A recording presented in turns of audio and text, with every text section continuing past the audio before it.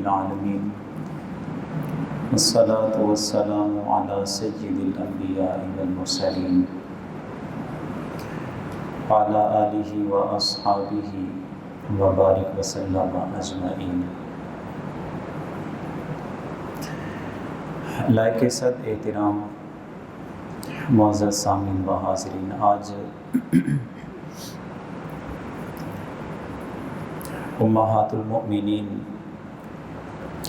رضی اللہ تعالی عنہن کے عنوان سے 12 روزہ دروس کا ہمارا آخری اور اس پروگرام کی آخری اور اختتامی نشست ہے۔ اس میں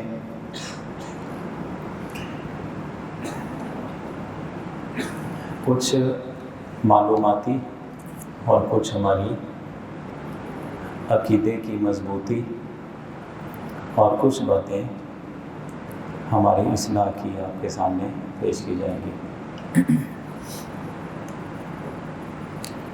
پچھلے 11 دنوں میں ہم نے بہت کوشش کی ہے کہ امہات المؤمنین رضی اللہ تعالی عنہن کی شخصیات کا تعارف ہم سمجھ سکیں۔ ان کی تعلیمات تو بہت ہیں، لیکن وقت کو ملحوظ خاطر رکھتے ہوئے ان کی تعلیمات کے کسی ایک گوشے کی کم از کم ہمیں رہنمائی مل جائے۔ تو 11 ازواج مطہرات کا ہم نے تذکرہ سمجھا۔ یہ تو وہ خواتین تھیں جن کے ساتھ حضور صلی اللہ علیہ وسلم نے نکاح فرمایا، اور جن کے ساتھ حضور نے نکاح فرمایا وہی امہات المؤمنین ہیں۔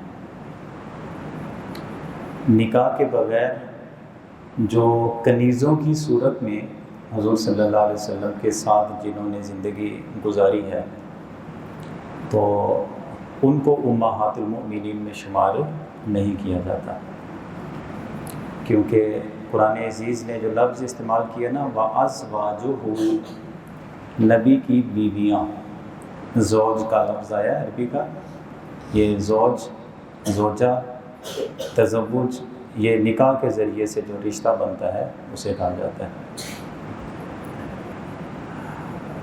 ان امہات المؤمنین کے علاوہ حضور صلی اللہ علیہ وسلم کی کچھ کنیزیں تھیں۔ کنیزوں کے بارے میں شرعی حکم یہ ہوتا ہے کہ کنیز جب کسی کی ملکیت میں آتی ہے تو وہ اپنے تمام حقوق سمیت وہ مالک کی ملکیت میں آتی ہے، اس کے ساتھ الگ سے نکاح کرنے کی ضرورت نہیں ہوتی۔ البتہ اتنا ضرور ہے کہ جو کنیزوں میں سے اس شخص کی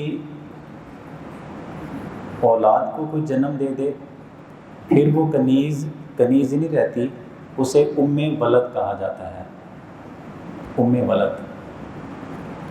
پھر جیسے دوسری بیویوں کے حقوق ہوتے ہیں، اور یعنی یہ کہ جیسے کوئی کنیز ہے تو آپ اسے آزاد کر سکتے ہیں، ہمارے دین اسلام کی تعلیم ہے۔ ام ولد بن جاتی ہے، پھر اسے آزاد نہیں کیا جاتا، لیکن بیوی کا درجہ اس کو پھر بھی نہیں مل سکتا، کیونکہ وہ نکاح کے بغیر تصرف میں ہوتی ہے، اختیار میں ہوتی ہے۔ یہ میں نے بات اس لیے کی کہ حضرت ماریہ قبطیہ، قبطی قبیلے سے ان کا تعلق تھا۔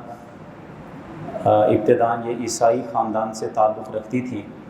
مصر اور اسکندریہ کے بادشاہ نے یہ حضور کو تحفے میں بھیجی تھی، تو جب حضور کے پاس آئیں تو مسلمان ہو چکی تھیں، تو انہی سے حضرت ماریہ قبطیہ سے امہات المؤمنین میں شمار نہیں ہوتی، یہ حضور کی کنیز تھیں۔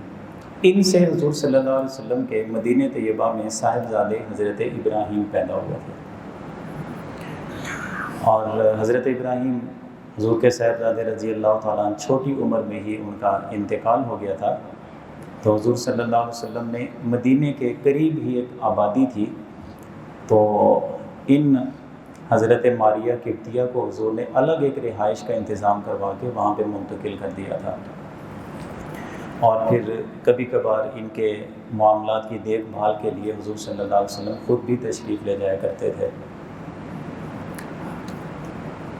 حضور صلی اللہ علیہ وسلم کے وصال مبارک کے بعد پھر حضرت صدیق اکبر نے وہ حضور کی ساری ذمہ داریاں ادا کی، پھر حضرت فاروق اعظم رضی اللہ تعالیٰ عنہ نے ذمہ داریاں ادا کی، یعنی ان کے رہائش کا، کھانے پینے کا، تمام قسم کے اخراجات وہ خلیفہ وقت خود اٹھایا کرتے تھے۔ 16 سنہ ہجری کو ان کا انتقال ہوا۔ حضرت فاروق اعظم رضی اللہ تعالیٰ عنہ نے خود ہی ان کی نماز جنازہ پڑھائی اور جنت البقیع شریف میں ان کو دفن کیا گیا۔ دوسری کنیز تھی حضرت ریحانہ، ان کا تعلق یہودی قبیلے سے تھا۔ یہ بھی ایک کنیز کے طور پہ حضور کی خدمت میں پیش کی گئی۔ حضور نے بہت سمجھایا، اسلام قبول نہیں کر رہی تھی، حضور ناراض ہو گئے۔ تو پھر جب حضور کی ناراضگی انہوں نے محسوس کی تو خود ہی دین اسلام قبول کر لیا تھا۔ تو جس وقت حضور صلی اللہ علیہ وسلم کا وصال مبارک ہوا تو اس وقت یہ آپ کی کنیزوں میں شامل تھیں۔ اچھا، ایک اور نام ہے حضرت نفیسہ رضی اللہ تعالیٰ عنہ۔ تو یہ وہ کنیز ہیں جو حضرت زینب بنت جہش، یہ حضور کی زوجہ محترمہ ہیں، ان کی یہ کنیز تھی، انہوں نے پھر حضور کو ہبہ کر دی تھی۔ تو یہ بھی حضور کے ذاتی تصرف میں تھی۔ ایسی حضرت جمیلہ ہیں، حضرت ام شریک ہیں۔ اچھا، ایک میں نے کل آپ کے سامنے وعدہ بھی کیا تھا کہ امت کے لیے تعلیم یہ ہے کہ زیادہ سے زیادہ ایک وقت میں 4 نکاح کیے جا سکتے ہیں، اس سے زیادہ نہیں۔ لیکن انبیاء کرام کا معاملہ امتی کے معاملے سے الگ ہوتا ہے۔ جیسے ہم دیکھتے ہیں کہ ہم تمام مسلمانوں کے لیے 5 نمازیں فرض ہیں، نبی کے لیے 5 نمازیں ہوتی ہیں اور 6ٹھی عبادت تہجد کی، وہ ان کے لیے ضروری ہوتی ہے۔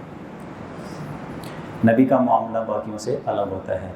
سورہ احزاب میں اللہ جل شانہ نے ارشاد فرمایا، ما کان علی النبی من حرج فیما فرض اللہ لہ سنت اللہ فی الذین خلوا من قبل۔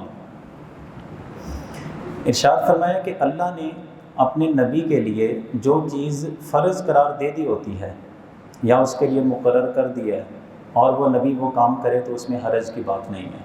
یہ نکاح کی بات ہو رہی ہے، امت کے لیے 4 نکاحوں کی بات ہے۔ اللہ نے ان کو اختیار دیا ہوتا ہے کہ جو دینی اور معاشرتی فوائد حاصل کرنے کے لیے اگر یہ 4 سے زیادہ نکاح کر بھی لیتے ہیں تو ان کو اجازت ہے۔ اور فرمایا کہ سنت اللہ فی الذین خلوا من قبل، اس سے پہلے جو لوگ گزرے ہیں ان میں بھی یہی طریقہ تھا۔ مفسرین نے فرمایا کہ اس سے اشارہ ہو رہا ہے حضرت داؤد علیہ السلام کی طرف اور حضرت سلیمان علیہ السلام کی طرف، کہ حضرت داؤد علیہ السلام بڑی لمبی لمبی زندگیاں پاتے تھے، تو ان کی 300 بیویاں تھیں۔ حضرت سلیمان علیہ السلام تو ان کے نکاح میں بھی کم و بیش کو 300 کے قریب ہیں۔ تو انبیاء کا معاملہ امتی کے معاملے سے الگ ہوتا ہے۔ اب حضور صلی اللہ علیہ وسلم نے نکاح کیوں کیے، میں چند ایک چیزیں آپ کے سامنے اس کے رکھتا ہوں۔ دیکھیں، یہودی، میں نے کل بھی عرض کیا تھا کہ مسلمانوں کے خلاف اس قدر حسد کرتے تھے کہ کبھی بھی مسلمانوں کو نقصان پہنچنے کا کہیں سے بھی اندیشہ بھی ہوتا تھا، یہودی لوگ وہاں پہ جا کے شریک ہو جاتے تھے، یعنی مسلمانوں کو نقصان پہنچانے کے لیے۔ اب اللہ جل شانہ کی طرف سے انتظام یہ ہوا کہ جب حضرت صفیہ ام المومنین، حضرت صفیہ رضی اللہ تعالیٰ عنہا سے حضور نے نکاح کیا، اب جس وقت مسلمانوں پہ مشکل معاملے ہوتے، یہودی آپس میں جب کوئی مشورہ کرتے تو پھر یہ کہتے کہ نہیں یار، اب ہمارے قبیلے کی خاتون ان کے نکاح میں ہے، اب ہمیں اچھا نہیں لگتا۔ یہودیوں کی سازشوں سے محفوظ کرنے کے لیے مسلمانوں کو اللہ تعالیٰ کی طرف سے اذن ہوا کہ صفیہ کے ساتھ نکاح کیا جائے۔ یہودیوں کی سازشیں ختم ہو گئیں۔ پھر مکے والوں کی سازشیں بہت تھیں، وہ لوگ باز نہیں آتے تھے۔ بدر کی جنگ دیکھ لیں، احد کی جنگ دیکھ لیں، غزوہ خندق کی جنگ دیکھ لیں۔ اب اللہ کی طرف سے اذن ہوا کہ وہ ابو سفیان جو ہر دفعہ سردار بن کے آ کے مسلمانوں کے خلاف محاذ کھڑا کرتا ہے، اسی کی بیٹی کے ساتھ نکاح کریں۔ حضور نے ان کے صاحبزادی حضرت ام حبیبہ کے ساتھ نکاح کر لیا۔ اس کے بعد کیا ہوا، ابو سفیان بھی مسلمان، بیوی بھی مسلمان، 3 بیٹے بھی مسلمان۔ تو وہ جو ان کی طرف سے ہر وقت خدشہ رہتا تھا، اس نکاح کا فائدہ یہ ہوا کہ وہ سارے خدشات سے مسلمان محفوظ ہو گئے۔ ایسے بنو مستلق کے لوگ تھے، جن کا سردار حارث ابن ابی دیرار تھا، یہ ڈکیتیاں کرتے تھے، اور جب بھی کسی کی جنگ ہوتی تو ان میں سے بڑا سردار جاتا، وہ کہتا ہاں جی بولی لگائیں، ہمارا آپ مول لگائیں، ہم آپ کا ساتھ دینا چاہتے ہیں۔ تو دونوں میں سے جس قبیلے کی طرف سے زیادہ آفر ہوتی ہے اس کے ساتھ مل جاتے، اور یہ مشہور تھے اپنے ظلم میں۔ اب حضور صلی اللہ علیہ وسلم کو اللہ کی طرف سے اذن یہ ہوا کہ اسی سردار کی بیٹی ام المومنین حضرت جویریہ کے ساتھ نکاح کریں۔ حضور نے نکاح کیا۔ اب وہ کہتے تھے کہ یار اچھا لگتا ہے کہ تم مسلمانوں کے خلاف سازش کرو گے، تو اس طرح ڈکیتیوں سے اور دیگر سارے نقصانات سے پھر مسلمان محفوظ ہو گئے۔ یہ وہ حکمتیں تھیں کہ جن کو رہتی دنیا تک قائم رکھنے کے لیے اللہ تعالیٰ نے یہ سارے انتظامات کیے۔ پھر دیکھیں حضور کی گھر میں نماز ادا کرنے کی کیفیت کیا ہوا کرتی تھی، پھر حضور صلی اللہ علیہ وسلم کی اولاد کی یا حضور کی اولاد کی آگے اولاد ہے، ان کی تعلیم، ان کی تربیت کا انتظام کیسے ہوگا۔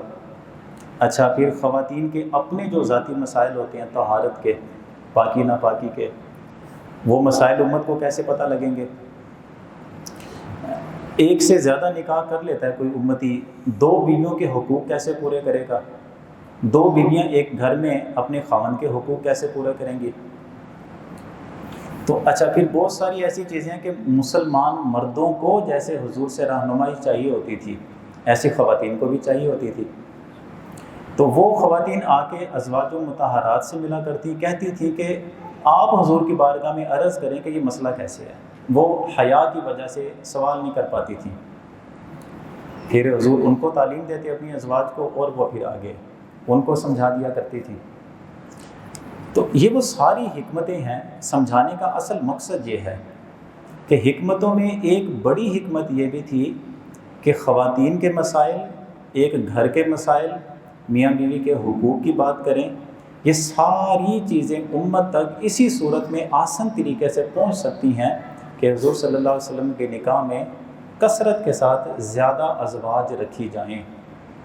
اور اسی سے ہمیں بھی بات سمجھ آتی ہے جو میں نے پہلے دن سے عرض کرنی شروع کی کہ ازواج مطہرات کا، امہات المومنین کا ہم نے جتنا بھی تذکرہ کرنے کی کوشش کی ہے، اس کے اندر کاش ہمیں یہ سمجھ آ جائے کہ ایک مسلمان کا گھرانہ وہ کن اصولوں پہ چلے گا۔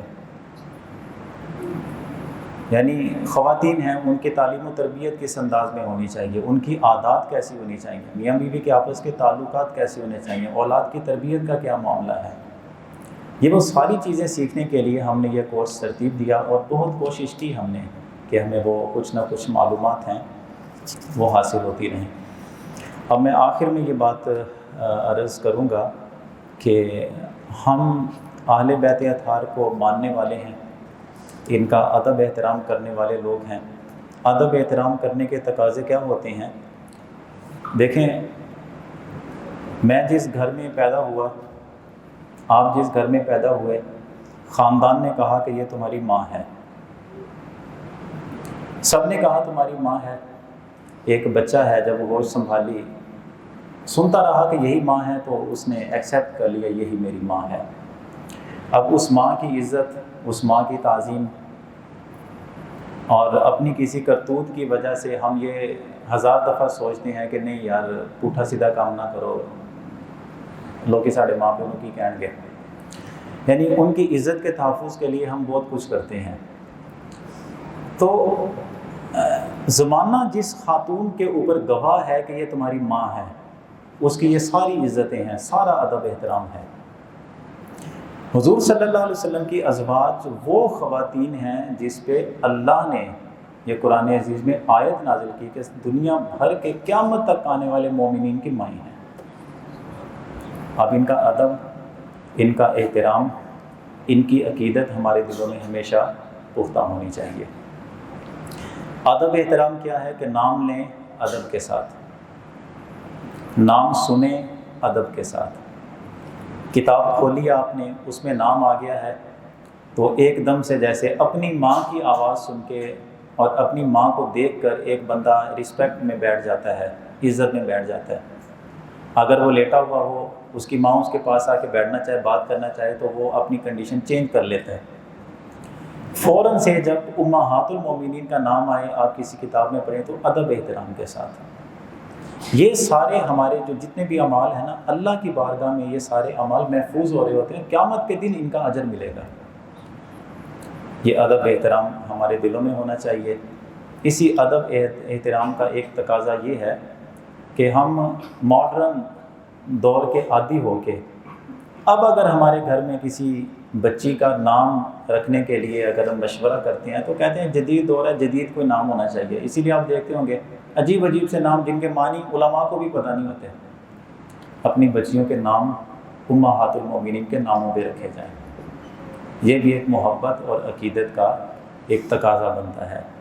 پھر بڑی بات یہ ہے کہ جن خواتین نے حضور صلی اللہ علیہ وسلم کے ساتھ زندگیاں گزاری، یقیناً ہماری بچیوں کے لیے، ہماری ماؤں بہنوں کے لیے، ہماری بیویوں کے لیے سب سے بہترین سیرت انہی امہات المومنین کی سیرت ہے.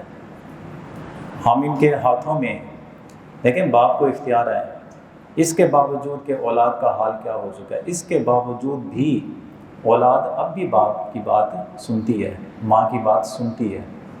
جس طرح ہم ان کو سلیبس کی دیگر کتابیں دیتے ہیں کہ بیٹا یا بیٹی آپ کی اسٹڈی کیسے جا رہی ہے، پاپا جی بہت اچھی جا رہی ہے، ماما جی بہت اچھی اسٹڈی ہماری جا رہی ہے، مارکس کیا ہیں، سارا کچھ کیا ہے. اسی طرح امور خانہ داری اور اسی بچی نے آ کے کسی گھر کی زینت بننا ہے. وہ جو طور طریقے جو ہمارے دین اسلام نے بتائے ہیں، خدا را آپ ان کو بھی سیریس لے کے اپنی بچیوں بہنوں کے بارے میں اس چیز کی بھی ضرورت محسوس کریں کہ زندگی دنیا میں طور طریقے سارے سکھائے جا رہے ہوتے ہیں، لیکن دینی لحاظ سے مسلمان ہونے کی حیثیت سے ہماری خواتین نے زندگی کیسے گزارنی ہے. اگر میں لفظ بولوں بائی فورس آپ انہیں کہیں. اور کبھی کبھی بیٹھ کے تو جب بات ہو امہات المومنین میں سے کسی بھی ام المومنین کی یا حضور صلی اللہ علیہ وسلم کے صاحبزادیوں کی یا صحابیات کے بارے میں، باپ ہے وہ اپنی بیٹی سے پوچھ لے بیٹا آپ کو ان خاتون کے بارے میں پتہ ہے؟ ابا جی مجھے پتہ نہیں ہے. چلو آپ کے پاس 2 دن کا ٹائم ہے، آپ مجھے بھی بتائیے گا. یہ عادت اپنی زندگی میں جب ڈال دیں گے نا، پھر سطحی خیران ہے، کچھ نہیں ہوتا. زمانہ بھلے جیسا بھی فتنہ انگیزی کا شکار ہو جائے، یہ بچیاں یہ بچے کبھی فتنہ انگیزی کا شکار نہیں ہوں گے. لیکن اگر آپ یہ محسوس کریں کہ ہمارے جیتے جی ہمارا اپنا گلشن ہمارے ہاتھوں سے نکل گیا، سمجھ لیں کہ دنیا میں آپ نے بہت بڑی رسوائی ہے وہ اپنا مقدر بنا لی ہے. تو میرے خیال میں بس کرنا چاہیے. میں کسی پہ تان نہیں کرتا کہ اسکولوں میں کیا تعلیم دی جا رہی ہے، اکیڈمیز میں کیا تعلیم دی جا رہی ہے. آپ مجھ سے سیانے لوگ ہیں، آپ یہ بہتر سمجھتے ہیں، لیکن میں یہ بات کرنے کا حق تو رکھتا ہوں نا کہ بچیوں کو کچھ بھی پڑھا لیا، لیکن اگر دینی تربیت ان کی نہیں ہے، دینی اصلاح نہیں ہے، تو سمجھیں کہ کچھ نہیں پڑھایا ان کو. بہت بڑا نقصان ہے جو ہم نے اپنے جیتے جی ہی اپنے گھر میں دیکھ لیا. پھر اگر یہ والا ماحول نہیں ہے تو یہ جھجک اپنی ختم کیجئے. اور یہ جو ہم کہتے ہیں کہ یار چنگا لگتا ہے یار، اور نہیں یار اور مولویوں کا کام ہے، اور چھوٹو یار ہے کہ اس تو بغیر بھی بڑا کچھ ہو جاتا ہے، اور نہیں یار بچہ نو پڑھاتا ہے وہ سیانے ہو گئے نہیں آپ ہی سمجھ لیں گے. یہ خام خیالی ہے. اگر آپ کے جیتے جی دینی اصلاح اگر نہیں ہو سکی، دینی تربیت نہیں ہو سکی، آنکھیں بند کرنے کی دیر ہے، اس کے بعد بھی یہ کچھ نظر آئے گا. اور کسی ایک خاتون کی اچھی تربیت ایک خاندان کی اچھی تربیت کہلاتی ہے. وہ کسی نے کہا تھا کہ آپ مجھے بہترین خواتین میرے حوالے کر دیں، میں بہترین معاشرہ آپ کے حوالے کر کے دے سکتا ہوں. تو ہمیں ان ساری چیزوں کی قدر ہونی چاہیے. ہم دعا گو ہیں کہ ہمارے جتنے بھی احباب نے مل کے یہ سارا ایک سیٹ اپ مرتب کیا، اور یہ دروس کا سلسلہ جس میں ہماری انتظامیہ کے لوگ ہیں، ہمارے نمازی احباب بھی ہیں، وقتاً فوقتاً مشورے بھی دیتے رہتے ہیں. اللہ تعالیٰ اپنی جناب سے سب کو اجر عظیم عطا فرمائے. اور جو ہم نے اصلاح کا تربیت کا پیغام ان 12 دنوں میں سنا ہے، اللہ تعالیٰ کی بارگاہ میں دعا ہے ہمیشہ یہ تعلیمات یاد رکھ کے ہمیں اپنے گھروں میں انہی تعلیمات کو اپنانے کے اللہ ہمیں توفیق عطا فرمائے.